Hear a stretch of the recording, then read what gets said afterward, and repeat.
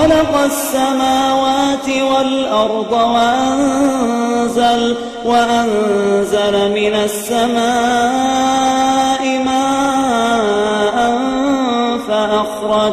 فأخرج به من الثمرات رزقا لكم وسخر لكم الفلك لتجري في البحر بأمره وسخر لكم الأنهار وسخر لكم الشمس والقمر دائبين وسخر لكم الليل والنهار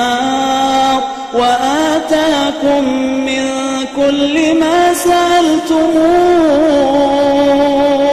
وإن تعدوا نعمة الله لا تحصوها إن الإنسان لظلوم